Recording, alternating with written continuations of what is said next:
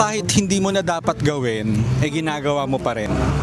Para lang yung naghiwalay kayo ng ex mo, pero gusto mo pa rin siyang balikan, kahit mali na. Alam mo, yung palang ginagawa ng iba na ganun, meron palang paliwanag ang siyensya tungkol po doon. Ano kaya yun?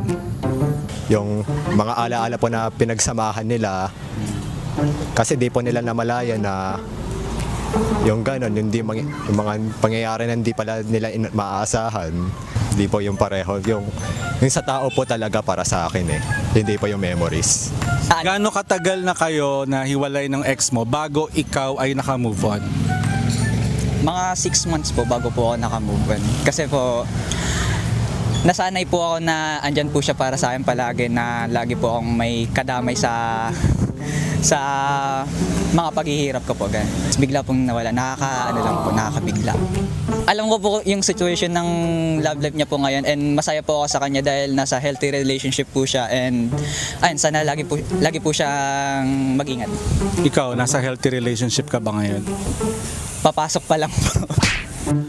Sa totoo lang, para kang addict pag in love ka. Kapag may affection, naglalabas ang utak ng dopamine.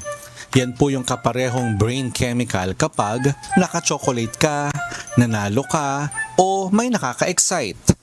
Romantic love activates the brain's reward system, same as drugs, sugar, and gambling.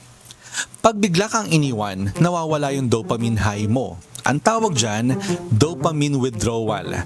Kaya kahit masakit, hinahanap-hanap mo pa rin. Ayon sa studies, 85% ng tao umaamin na binalikan nila ang kanilang mga ex. Kasi nga, yung utak natin, program maghanap ng comfort kahit toxic. Ang tip, bitawan na ang mga triggers. Kung di kaya, wag mo nang i-check, wag mag-stalk, wag mag-reply. Mabilis bababa ang cravings ng utak. Kasi alam nyo kung minsan, hindi naman talaga yung tao yung namimiss natin yung pakiramdam lang.